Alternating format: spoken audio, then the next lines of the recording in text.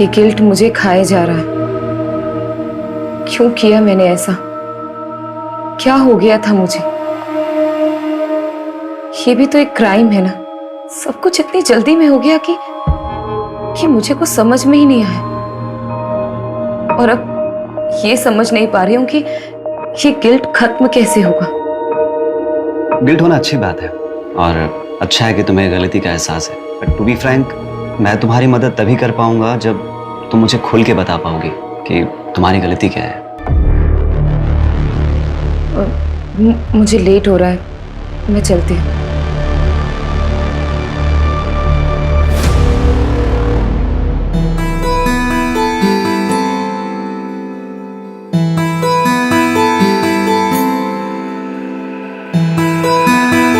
Section में doctor Prabha के पास जा रही हूँ। मम्मी की रिपोर्ट्स दिखाने हैं, सेकेंड ओपिनियन ले रही हूँ। अबे तो काजल, मैं चलता हूँ ना साथ में। नहीं नहीं, मैं चली जाऊंगी। आज तुम्हारी छुट्टी है ना, तुम रेस्ट करो। ओके ठीक है, बाय। अनिल, ये तीनों पोस्टर्स ओके हैं। एक काम करो, इनकी आज ही प्रिंट निकलवाओ, ठीक है? और 20-20 फीट की होर्डिंग्स पूरे पुणे में लगनी चाहिए। अंडरस्टूड? नमस्कार रति मैडम। अरे गावड़े जी, आप कुछ काम था आपको? नहीं, काम तो नहीं था। योगेश हमारे छोटे भाई की तरह था, तो मैं सोचा कि खुद आकर के आपको प्यार से समझाऊं। तो एक कॉल ही कर लेते ना।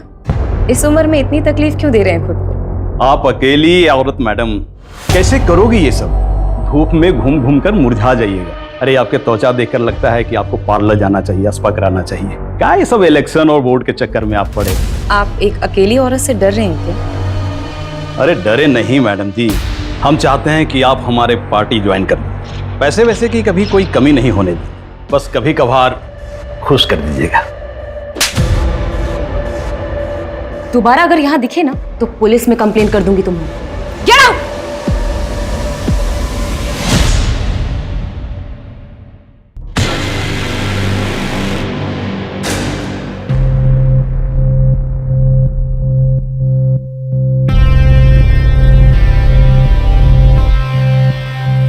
रति, कब तक हम ऐसे छुप छुप के मिलते रहेंगे? काजल प्लीज मुझे थोड़ा और टाइम दे दो। मैं अब तक उस गिल्ट से बाहर नहीं आ पा रही हूँ। कब तक तुम उस गिल्ट में रहोगी? तुम उस गिल्ट से इसलिए नहीं निकल पा रही हो क्योंकि तुम निकलना नहीं चाहती। और मुझे तो ऐसा लगता है कि तुम मेरे लिए सीरियस नहीं हो। नहीं काजल, ऐसी कोई बात नहीं है। मैं तुमसे बहुत प्यार करती हूँ। I love you so much. I love. तुम डिसाइड कर लो, तुम्हें मैं चाहिए या फिर तुम्हारे ये गिल्ट। तुम्हारे पास 1 हफ्ते का समय है। मैं कानपुर जा रही हूँ, मेरी माँ का ऑपरेशन है। काजल, धारा जल्दी करो, लेट हो रहा है। आ रही हूँ, 1 मिनट आ रही हूँ। ये लीजिए। क्या है? कैसे काम वाली जैसे कपड़े पहनती हो? थोड़ा तो मेंटेन रखा करो अपने आप को। कौन कहेगा डॉक्टर की बीवी? इसीलिए बाहर लेके नहीं जाता कहीं। वो आपको लेट हो रहा था ना, इसलिए ऐसे ही उठ के आपके लिए नाश्ता बहाने तो हजारों हैं तुम्हारे पास। जाओ चाय लेके। माँ मेरे लिए भी नाश्ता दे देना।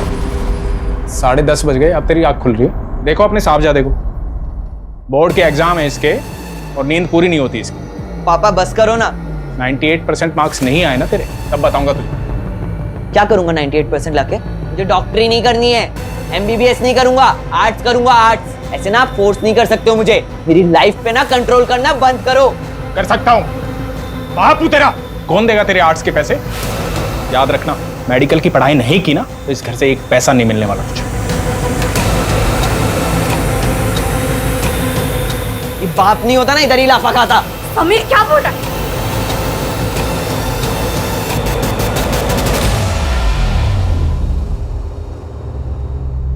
माता जी, ये दवाई मैंने लिखी है और ये हमारे कैंप की तरफ से फ्री है। जुग जुग जियो बेटा, तुम बहुत ही अच्छा काम कर रहे हो। भगवान तुम्हारी सारी मनोकामना पूरी करे।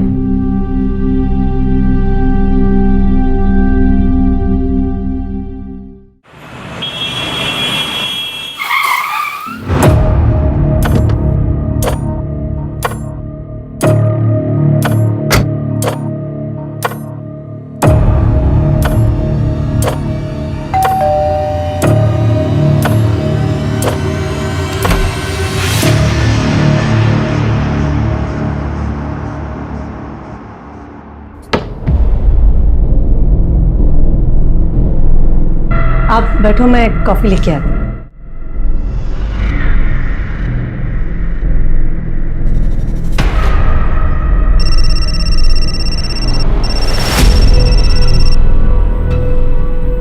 रवि, वो मैंने आपसे जो 2 लाख रुपए मांगे थे ना बैंक से निकालने के लिए, वो प्लीज लेके आना।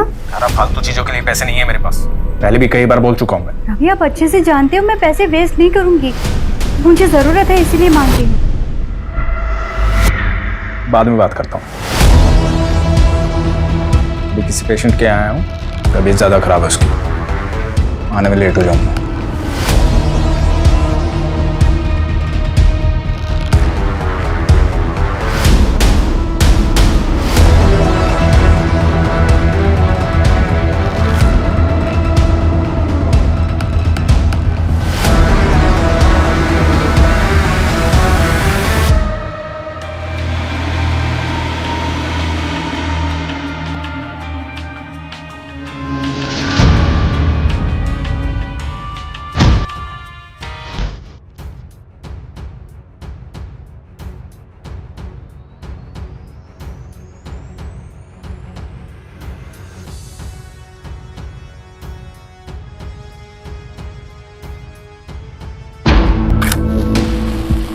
अबे क्या कर दिया ये?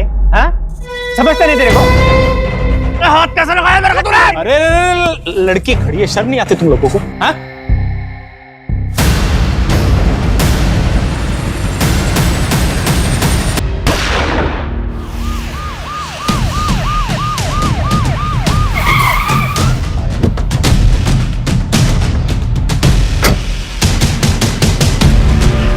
सर, बड़ा ही अजीब क्राइम सीन है, देखिए।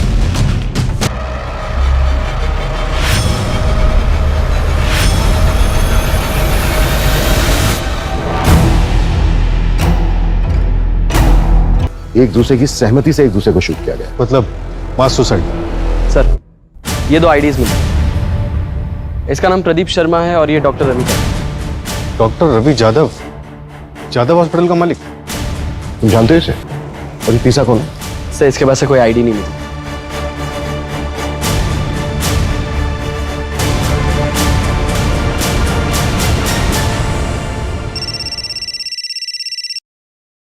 हेलो,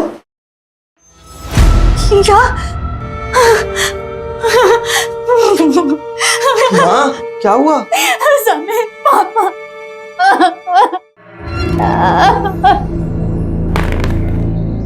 क्या बात है?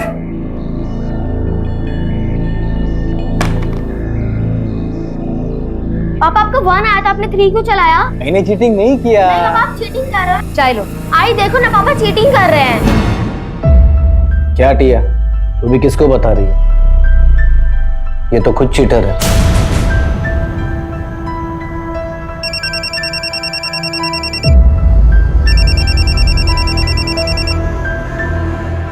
हेलो, हाँ मैं जानती हूँ प्रदीप को। क्या हुआ?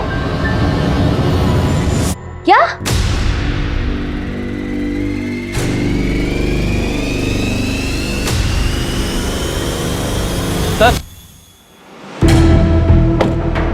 सर, ये रवि की सीडीआर है। इसमें एक नंबर मिला है जो आज सुबह से बंद आ रहा है। किसका नंबर है?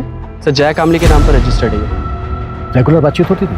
हाँ सर, दिन में 2-2 घंटे बात होती थी। सर, तो कहीं ये डॉक्टर रवि का अफेयर तो नहीं चल रहा था? पॉसिबल है। पोस्टमार्टम रिपोर्ट आई? सर, डिटेल पोस्टमार्टम रिपोर्ट आने में 1 हफ्ता लगेगा। प्राइमरी पोस्टमार्टम में ये आया है मतलब पूरे चांसेस हैं कि फुल नशे में हो। उनके पास ऐसा कोई रीजन नहीं था कि वो सुसाइड कर लेते।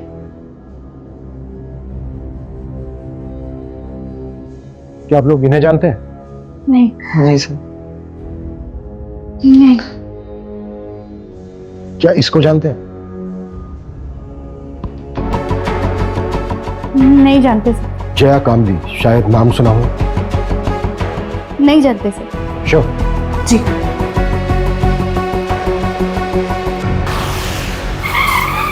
प्रदीप ने लास्ट कॉल जिस नंबर पे किया था, वो नंबर आपका है मिसेज लता तांबे। कैसे जानती थी आप प्रदीप? सर, मैं अच्छी तरह जानता हूँ उसे। हमारी बेटी को पढ़ाने आता था। पढ़ाता क्या था? 1 नंबर का ठरकी था। अच्छा हुआ मर गया। बिल्कुल सही। टिया, आज के लिए इतना काफी है, बाकी कल कर लेंगे। ठीक है सर। मुझे कुछ काम से बाहर जाना। कैसे?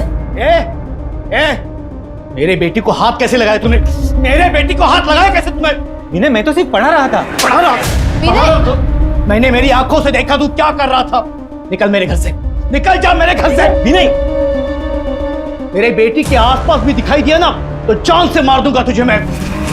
बेटिया के साथ यहाँ गंदी गंदी हरकतें कर रहा है और तू यहाँ पे बैठ के मोबाइल पे गेम खेल रही है। चल अंदर, अंदर चल। मोबाइल पे बैठे बैठे खेलती रहती है वो। क्या बकवास कर रहे हो तुम? अच्छा, मैं बकवास कर रहा हूँ और तुम जो कर रहे हो बहुत अच्छा कर रही हो तुम।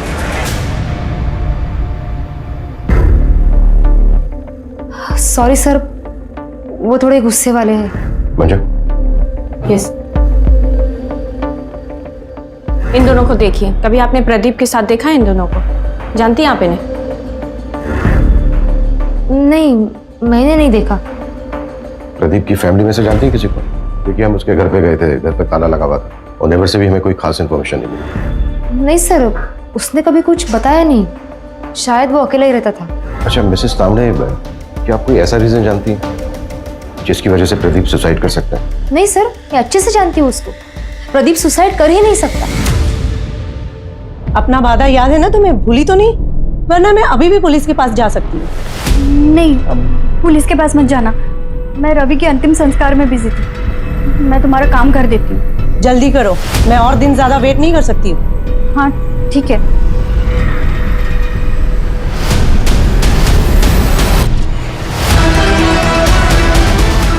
क्या इसको जानते हैं? नहीं sir. Doctor, I am really worried for Rati. उसके पीए को भी कॉल किया था पर उसे भी नहीं पता वो कहाँ है। कुछ दिन की छुट्टी बोल करके गई थी। हाँ, आज रति का सेशन था पर वो आई नहीं। टू बी ऑनेस्ट, मैं खुद भी उसके लिए थोड़ा वरीड हूँ, स्पेशली लास्ट सेशन के बाद। मुझे पता था कि यही होगा। आप कितना भी भाग लो लेकिन आपके कर्म आपको ढूंढ ही लेते हैं। इसलिए मेरे साथ ये सब हो रहा है। काजल भी मुझे छोड़कर चली गई। कुछ बचा ही नहीं मेरी जिंदगी में, कुछ भी नहीं। मैंने उसे बहुत समझाया था लेकिन वो मेरी बात समझने के लिए तैयार ही नहीं थी। अगर आपसे वो कांटेक्ट करती है ना तो आप प्लीज मुझे कॉल करके बता दीजिएगा। ओके।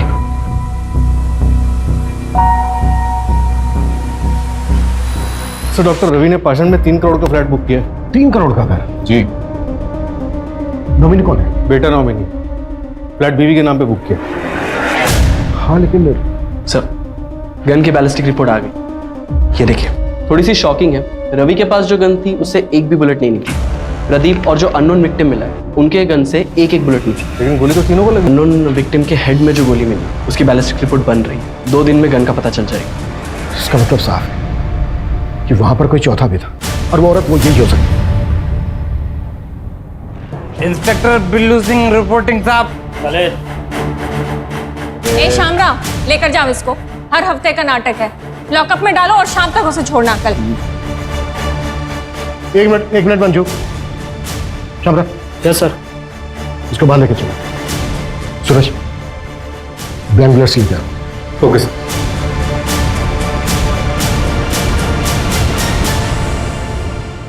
चल पकड़। गन?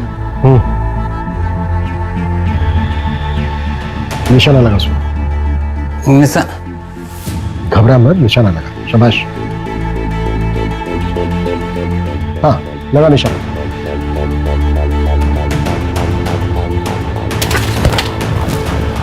इसको तुरंत हॉस्पिटल लेके जाओ और इसका अल्कोहल कंटेंट चेक करो। क्विक। चलो। मान लेते हैं ये है मिस्टर एक्स। मिस्टर एक्स के राइट हैंड में गन थी। मिस्टर एक्स ने प्रदीप को शूट किया। प्रदीप के राइट हैंड में गन थी। प्रदीप ने रवि को शूट किया। रवि के हाथ में भी गन थी लेकिन रवि की गन तो चली नहीं। तो फिर मिस्टर एक्स को गोली लगी कैसे? देखो, इन तीनों के ब्लड में 250 ml से ज्यादा। बिल्लू भी हैवी ड्रिंक करता है, जैसा कि हमने देखा कि बिल्लू ठीक से खड़ा भी नहीं हो पा रहा। निशाना लगाना तो दूर की बात। सर, तो फिर ये मिस्टर एक्स और प्रदीप का निशाना इतना सटीक कैसे लगा? दोनों में से किसी का भी निशाना नहीं चुका। इसका मतलब ये पूरा क्राइम सीन सेटअप था। एग्जैक्टली, हमें गुमराह करने के लिए। ये कोई मास सुसाइड नहीं बल्कि मास मर्डर था। इसका मतलब साफ है कि यहाँ पे इन तीनों के अलावा भी कोई चौथा था और ये चौथा है हमारा असली मर्डर। ये ले तेरे पैसे और अपना मुंह बंद रखना। और हाँ, याद है मुझे मेरी डील, शहर छोड़ के चली जाऊंगी मैं। तेरे लिए यही अच्छा होगा। और गलती से भी समीर की कंप्लेंट पुलिस में नहीं करोगी। बोला ना, नहीं करूंगी।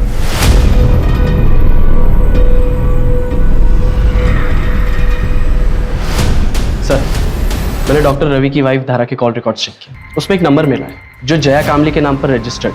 ये उसका दूसरा नंबर है। और सर, अजीब बात तो ये है, धारा और जया की बात डॉक्टर रवि के मरने के एक दिन बाद से शुरू हुई। तो कहीं वो चौथी लड़की ये धारा या फिर जया तो नहीं?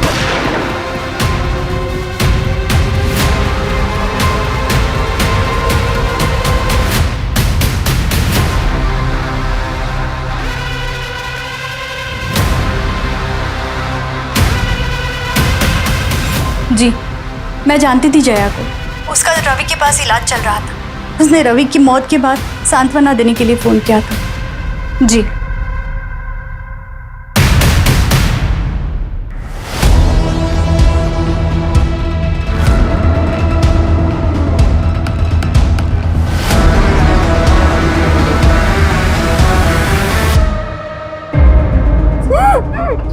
मेरे पापा से वापस मिलने की कोशिश की ना तो जान से मार दूंगा। ए, नाटक बंद कर। मेरे पापा डॉक्टर रवि तुझसे मिलने आते हैं ना, तेरे साथ इधर गुलछड़े उड़ाते हैं ना। क्या चाहती है तू? उनकी प्रॉपर्टी? एक बात कान खोल के सुन ले, मेरे पापा की प्रॉपर्टी पे सिर्फ मेरा और मेरी माँ का हक है, समझी? सूरज, जया का मूवमेंट ट्रैक हुआ? बटरफ्लाई रात को कहाँ थी? सर, जया का फोन तो उसके घर पे ही एक्टिव था और कोई ऐसा क्लू नहीं मिला जिससे ये पता चले कि जया क्राइम साइट पे गई। जैसे क्राइम साइट पे जाने वाले सभी रास्तों का सीसीटीवी हम स्कैन कर रहे हैं। और सर, हॉस्पिटल स्टाफ से भी बात हुई। उन्होंने बताया कि जया को डायबिटीज है और ये डॉक्टर रवि इंसुलिन के शॉट लगाने से घर पे जाता है। व्हाट? तब डॉक्टर रवि और जया के बीच में अफेयर नहीं था? हेलो, अच्छा, नजर रखो उस पर। सर, उन तीनों को जिसने गन सप्लाई की थी उस सप्लायर का पता चल गया। गुड्डू ने उस पर नजर रखी है। मूव।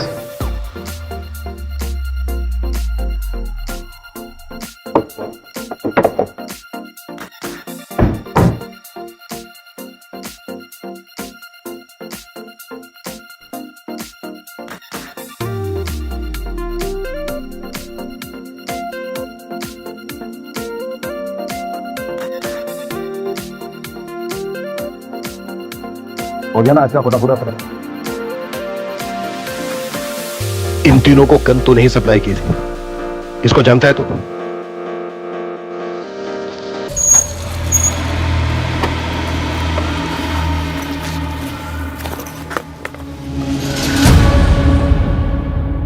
ये आपका गन और भाऊ ये आपका गन। और अक्षय भाऊ, ये खास आपके लिए। अरे अक्षय भाऊ, ये क्या कर रहे हो आप? अरे यार, बस ट्राई कर रहा था, सॉरी। इसमें गोली दी तो मैं तो ऊपर पहुंच जाता। गोली लाया? गोली दे। हाँ।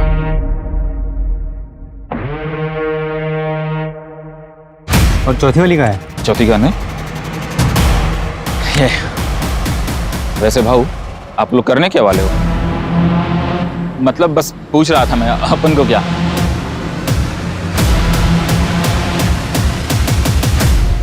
आलू? हाँ साहब, 3 लोग थे, 4 गन लेके गए और उनके पूरे सीट पे आलू भरे थे। ये जो तीसरा आदमी था, इसका क्या नाम बताया तुमने? अक्षय नाम है उसका। यही कोरेगांव पार्क में ही रहता है। मेरा एक दोस्त है जो उसका पड़ोसी है, तो उसी ने डील कराई थी। इस अक्षय का घर परिवार? घर परिवार तो नहीं पता साहब, लेकिन वो एड्रेस दे सकता हूँ। तो शायद ये मास सुसाइड ही था। शायद हाँ। गन इन तीनों ने खुद खरीदी। सवाल यह है कि चौथी गन किसके लिए खरीदी गई?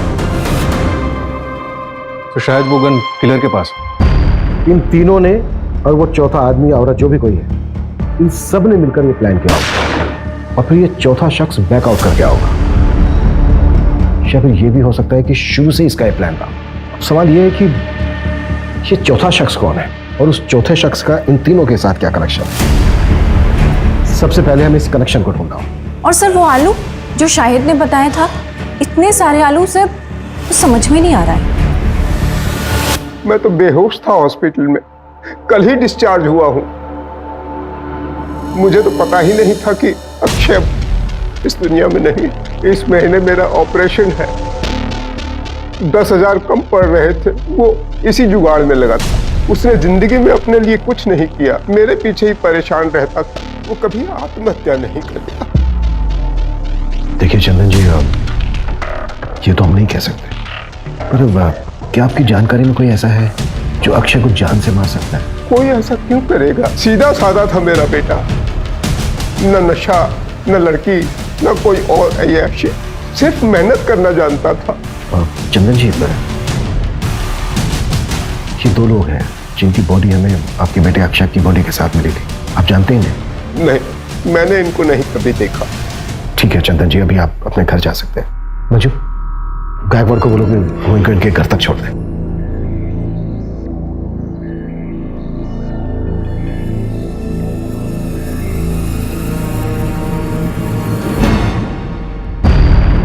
सर, अक्षय की मौत जिस बुलेट से हुई है वो मैच हो गई। और सर, उस गन की बैलिस्टिक रिपोर्ट अक्षय की बॉडी से मिली गई बुलेट की बैलिस्टिक रिपोर्ट से मैच हुई। किस गन के साथ? सर, ये सेम गन एक और क्राइम में भी यूज हुई। क्या क्राइम था? चौंकाने वाली बात है सर, ये क्राइम 14 अप्रैल की रात को 1:30 बजे के करीब हुआ था और अक्षय, रवि और प्रदीप की मौत 12:15 के करीब हुई।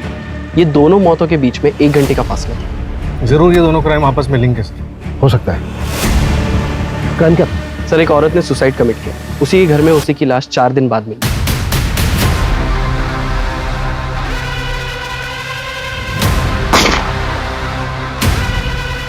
क्या यार अभी तुम? रति उठो ना, रति उठो। रति, क्या हो गया तुम्हें? रति। रति जादव नाम था, कॉपरेटर योगेश यादव की बीवी। कॉपरेटर योगेश यादव, इसने भी सुसाइड किया था ना?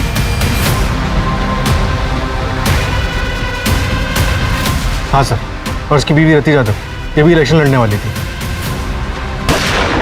तो वो चौथी औरत रति थी। रति के केस में ना और कंफ्यूज कर दिया है। 3 आदमी, 1 औरत। आखिर ये करना क्या चाह रहे थे? रति के हस्बैंड ने सुसाइड किया और बाकी के 3 विक्टिम। कहीं ये सब कुछ रति के पास से तो नहीं जुड़ा हुआ है? और सर, राति के पोस्टमार्टम के मुताबिक उसके बॉडी से भी अल्कोहल बरामद हुआ था, 126 ml। फिलहाल हमारे लिए यही जानना जरूरी है कि इन चारों का आपस में लिंक क्या था।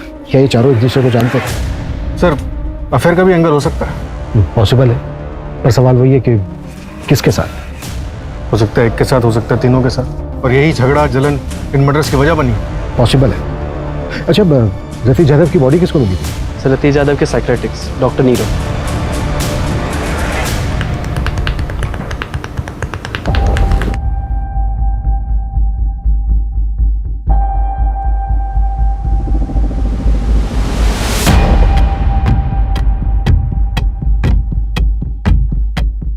हेलो सर, रियली सॉरी, आप लोग काफी टाइम से वेट कर रहे हैं क्या? नहीं, it's okay.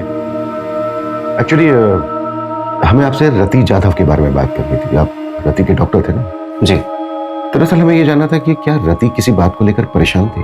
Ji, actually Rati guilt में थी। ये समझ नहीं पा रही हूँ कि ये गिल्ट खत्म कैसे होगा। गिल्ट? किस बात का गिल्ट था रति को? कुछ साल पहले उसके हस्बैंड योगेश की डेथ हो गई थी और रति उसके लिए खुद को जिम्मेदार मानते थे। रति, आई एम होम। ये तुम दोनों?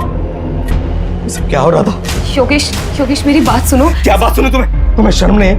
मेरा नाम, मेरी इज्जत सब मिट्टी में मिल जाएगा। इलेक्शन कैंपेन स्टार्ट होने वाला है। तुम टेंशन मत लो, मैं और काजल कहीं दूर चले जाएंगे। मुझे छोड़कर सबको पता चल जाएगा। मेरा नाम, मेरा करियर, मेरी इज्जत सब बर्बाद हो जाएगा।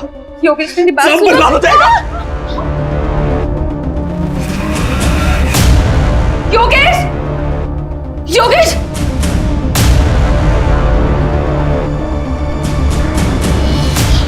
योगेश, योगेश, एम्बुलेंस को कॉल करो जल्दी। योगेश, योगेश,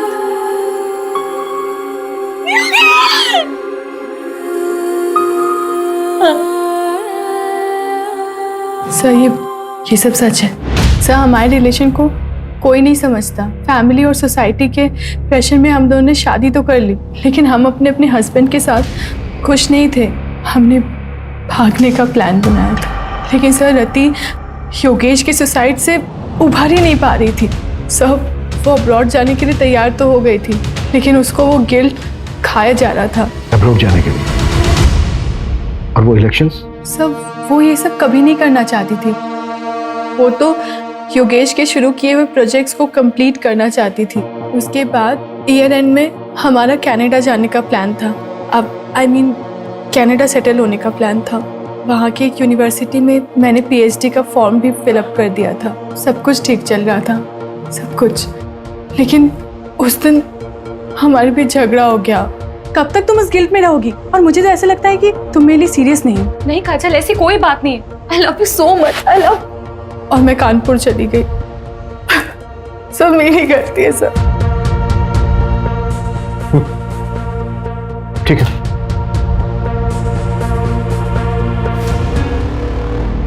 सर, प्रदीप ने मार्केट से 10 लाख रुपए उठाए थे और सर प्रदीप की लोकेलिटी में एक ज्वेलरी शॉप है, उसने वहां से 20 लाख के गहने ऑर्डर किए थे और सर उसने दुकानदार से कहा था कि वो अपनी बेटी के फ्यूचर के लिए इन्वेस्टमेंट करना चाहता है।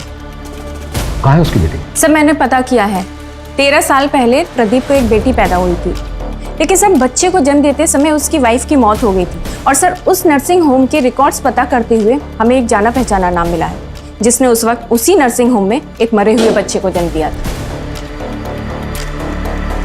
कौन?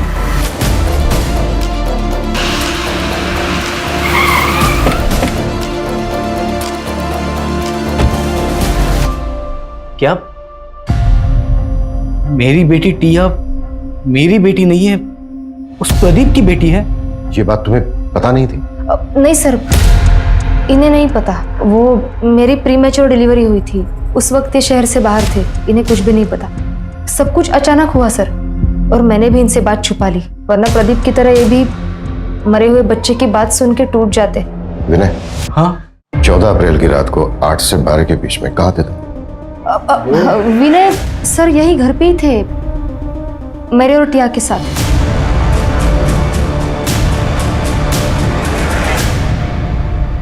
सर, रति के बैंक रिकॉर्ड्स चेक करके पता चला है कि कनाडा की एक यूनिवर्सिटी में उसे 30 लाख रुपए की फीस भरी और अगले महीने उसे 70 लाख रुपए और भरने थे। प्रदीप ने 20 लाख रुपए के गहने ऑर्डर किए थे और डॉक्टर रवि ने 3 करोड़ का फ्लैट बुक किया। ये लोग इतने बड़े इन्वेस्टमेंट कर रहे थे, जबकि इनके अकाउंट में पेमेंट करने के लिए पैसे नहीं थे। ये भी तो हो सकता है कि पैसा कहीं से आने वाला हो इनके पास, और ये बात पहले से किसी को पता? सर, रवि को मारने के लिए धारा, जया और समीर सबके पास मोटिव था। और तो और सर, प्रदीप को मारने के लिए विनय के पास भी मोटिव था।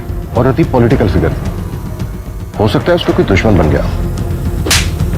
थप्पड़ बहुत महंगा पड़ेगा मैडम जी। तुम्हारी यूनिवर्सिटी की फीस है 1 करोड़ रुपए, सतीश 30 लाख रुपए भर चुकी थी, राइट? जी। बाकी के बचते हैं 70 लाख रुपए, लेकिन रति के बैंक अकाउंट में 70 लाख रुपए थे नहीं, तो फिर वो बाकी के पैसे कहां से भरने वाले थे? सब नहीं काजल, लोन लेने की जरूरत नहीं है। मुझे पैसे डबल करने की एक अच्छी स्कीम मिल गई है, जिससे हम अपनी फीस भी भर सकते हैं। जितनी बड़ी रकम उतना बड़ा इनाम। ऐसी कौन सी स्कीम है? तुम ऐसे चक्रों में क्यों पड़ रही हो?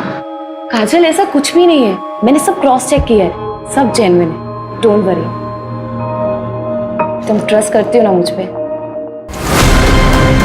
पैसे दुगने करने वाली स्कीम? एक मिनट, तुम इसके बारे में और क्या क्या जानती हो? रति ने मुझे बस इतना ही बताया था। बेटा, मैंने मम्मी को मैसेज कर दिया है, अब मम्मी से ले लो पैसे। ओके ओके बेटा। सर, मैंने पता किया, मर्डर से 1 हफ्ते पहले रवि ने 1 करोड़ रुपए का लोन लिया था मार्केट से, और उसी तरह प्रदीप ने 50 लाख, रति ने 50 लाख और अक्षय ने अपने दोस्त से 5,000 रुपए उधार लिए थे। और ये पैसा हमें किसी के भी घर से या फिर किसी की भी डेड बॉडी के पास से नहीं मिला। तो इसका मतलब सर, इसका मतलब साफ है, हम चौथे आदमी को ढूंढ रहे थे, लेकिन बाजी किसी 5वें आदमी ने मारी, और इस खेल का मास्टरमाइंड वो 5वां ही आदमी है। हाँ मंजू। सर, आपने मुझे जैसा बोला था एक बार क्राइम सीन चेक करने के लिए, आप क्राइम साइट पे फौरन आ जाइए, हमें यहाँ कुछ मिला है।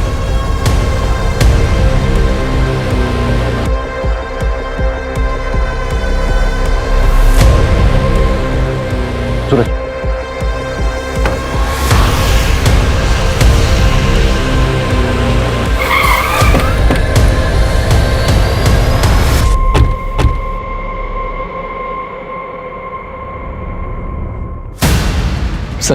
ये देखिए क्या मिला।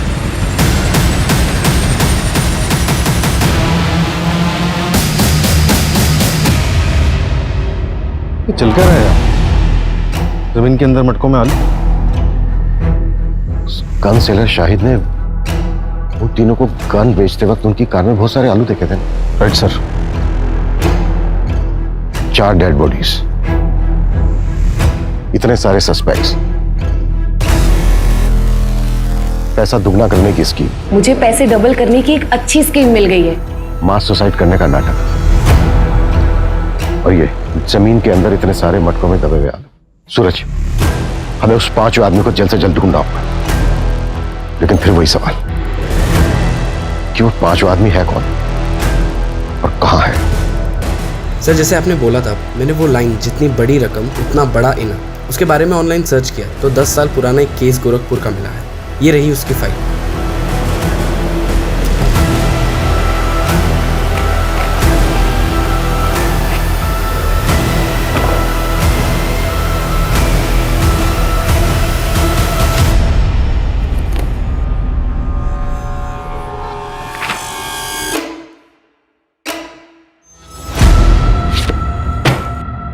दस साल पहले देव श्रीवास्तव ने पोंजी स्कीम बनाई थी और सबको लूट लाट कर भाग गया था। ये केस सीरियस तब हुआ जब 2 भाइयों ने सुसाइड कर लिया था।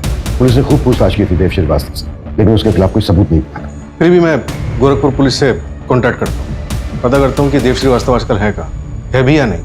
क्विक। सर, देव श्रीवास्तव 4 साल पहले मर चुका। एक और डेड एंड? नहीं सर, देव का एक बेटा है जो 2 साल पहले यहीं पुणे में शिफ्ट हुआ था। इसका हमारे किसी सस्पेक्ट के साथ कोई कनेक्शन है? हाँ सर, ये देखिए।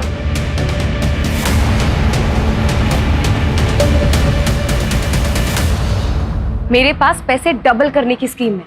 ऐसा होता है क्या? आदमी भरोसे गए? हाँ, मैं उसे अच्छे से जानती हूँ, लेकिन एक आदमी और चाहिए विधि के लिए। वो तो मैं ले आऊंगा। अरे पर पैसे लेके भाग गया तो? अरे नहीं यार, प्रति ने मुझे बोला है पहले वो डेमो देगा। क्या डेमो के लिए पैसे देने होंगे? अरे नहीं नहीं, डेमो के लिए पैसे नहीं, कुछ और लगेगा।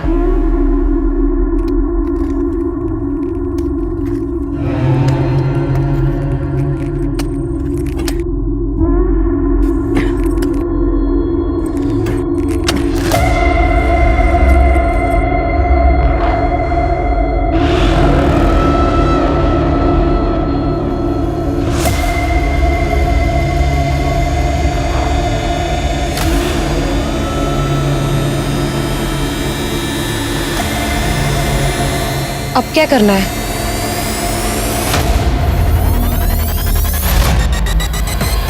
तुम चारों का कार्य समाप्त हुआ और मेरा कार्य आरंभ। इसके लिए तो तुम्हारे पास एक ही रास्ता है, तुम तुम्हारी पार्टनर काजल के साथ अब्रॉड चली जाओ। लेकिन डॉक्टर, मेरे पास इतने पैसे नहीं हैं। इसके लिए मेरे पास एक रास्ता है, सीक्रेट है। मैं पैसे डबल कर सकता हूँ। क्या? कैसे? एक तरीका है, अब साइंटिफिक नहीं है, और इस विधि को पूरा करने के लिए तुम्हें 4 लोगों को इकट्ठा करना होगा जो कि पैसा डबल करने की चाह रखते हो। लेकिन डॉक्टर, ये सब होगा कैसे? पहले तुम 4 लोगों को आइडेंटिफाई कर लो, उसके बाद मैं तुम्हें डेमो भी दे दूंगा। उसके बाद अगर तुम चारों को मुझ पर भरोसा होता है तब पैसे लेकर आना।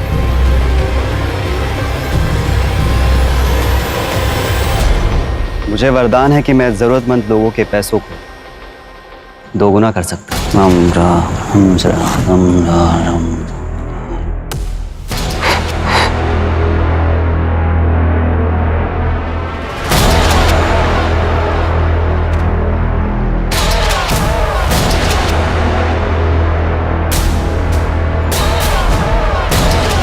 यहाँ आओ, यहाँ खोदो, सच क्या है खुद ब खुद पता चल जाए।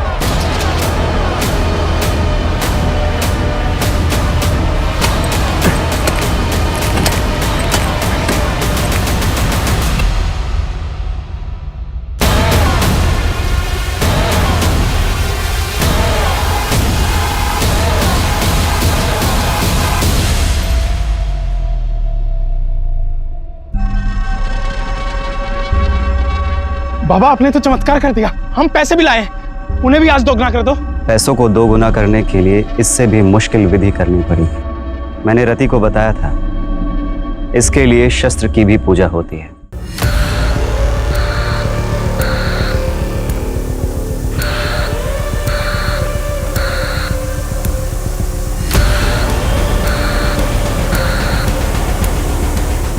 अब मुझे इस कार्य को पूरा करने के लिए समय लगे और एकांत भी। उसके पहले आप लोग आपके मोबाइल फोन्स स्विच ऑफ करके इस बैग में डाल दीजिए। अब आप लोग शुभ घड़ी की प्रतीक्षा कीजिए।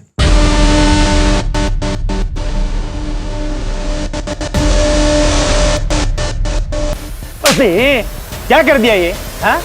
समझता नहीं तेरे को? हाथ कैसे लगाया मेरे को? कर रहे हो यार, छोड़ो। क्यों झगड़ा कर रहे हो तुम दोनों? अरे दे दारू पियो ना।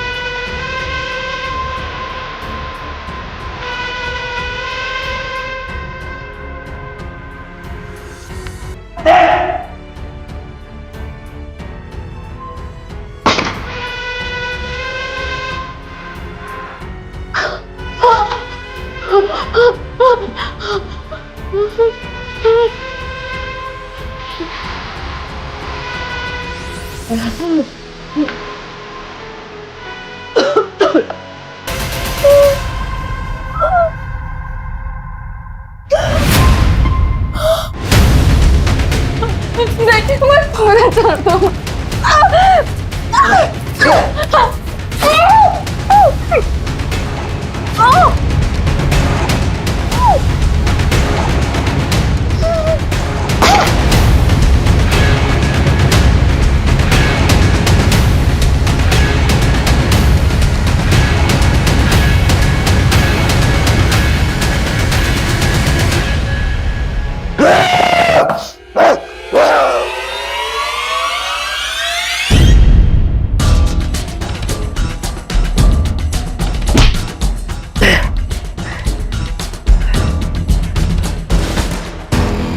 अबे तूने देखा ना कि मेरे कैसे सबको बेवकूफ बनाया, और वो पुलिस वाला वो भी मेरी एक्टिंग समझ नहीं पाया। देख इतना जल्दी इतना गुरूर अच्छी बात नहीं। ये तो तेरी पहली जीत है, तुझे तभी और आगे जाना है। तुझे पूरी दुनिया में राज करना है, भगवान बनना है। हाँ, तू सही कह रहा है, मुझे भगवान बनना है। जो सबको अपने इशारों पे नचाता है, सबसे शक्तिशाली मुझे भगवान बनना है। लेकिन अगर पुलिस को पता चल गया तो तुझे कैसे पुलिस पकड़ सकती है? तो अब आगे क्या कर रहे हैं? हम दोनों मलेशिया भाग जाएंगे अब।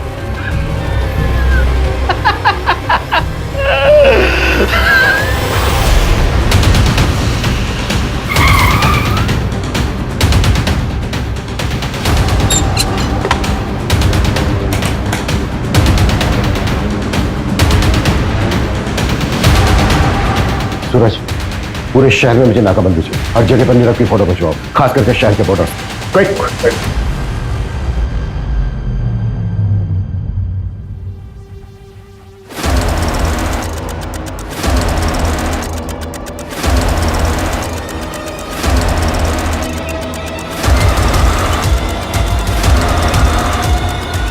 आप लिसन, तुम रूम में जाके शैंपेन निकालो। ओके। मैं बस 2 मिनट में आया। मैं बस 2 मिनट में आया। 2 मिनट नहीं बेटा, तेरे को बहुत लंबा समय लगने वाला है। अब लेके चलो इसको। अरे सर मेरी बात सर मार लेना, जी भर के मार लेना, लेकिन पहले ये तो बताओ कि मुझे ढूंढा कैसे? मैरीगोल्ड, यही पोस्ट कार्ड था ना तेरे केबिन की वॉल पर। पहले हमें लगा कि ये कोई होटल है। पिछले 6 महीने में कम से कम 60-70 होटल गए होंगे, पर तू कहीं नहीं मिला। फिर हमें पता चला वो नहीं, ये कोई होटल नहीं है, बल्कि ये तो मुंबई का एक्सक्लूसिव मेंस सीक्रेट क्लब है। एक पोस्ट कार्ड से क्लब तक पहुंच गए। तुझे क्या लगा तू ही जीनियस है? तेरे जैसे फ्रॉस्टर्स अपनी झूठी शान में पैसा उड़ाने के लिए क्राइम करते हैं। फ्रॉड नहीं, जीनियस हूं मैं। अपने इशारे पे लोगों को नचाता हूं और वो चारों तो अपने लालच की वजह से मारे गए। मेरा उसमें कोई रोल नहीं। वो चारों लालची थे और तू निर्मोही जिसे कोई मोह नहीं। अरे तूने तो उस अक्षय तक को नहीं छोड़ा। वो बेचारा 5,000 रुपए डबल करना चाहता था, पता है क्यों? ताकि वो अपने बीमार बाप का ऑपरेशन करा सके। आत्मी लक्ष्मी को कौन जाने देना चाहता है? मैंने तो बस एक शतरंज की खेल की तरह जाल बिछाया, जो फंसा हो गया। बेटा अब हम तुझे भी नहीं जाने देंगे। अब अपनी पूरी जिंदगी जेल में खेलना था। और ये बता तू आलवों को डबल कैसे करता था? वो तो मैं पहले से गाड़ के रखता था, पर लालचियों को मेरी ये मामूली सी ट्रिक भी समझ में नहीं आई।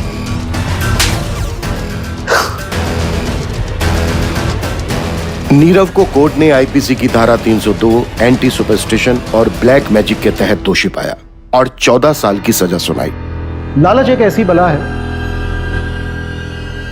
जिसमें आदमी सब कुछ भूल जाता है, अपनी सुध बुध कमा बैठता है। तीनों पढ़े लिखे लोग थे, अच्छी सोसाइटी से थे, चाहते तो मेहनत करके खूब पैसा कमा सकते थे, पर नहीं, सब कुछ भूल भाल कर जल्दी जल्दी पैसा कमाने के चक्कर में अंधविश्वास में फंस गए और अपनी जान गंवा बैठे। फिर मुलाकात होती है एक और केस के साथ। जय हिंद।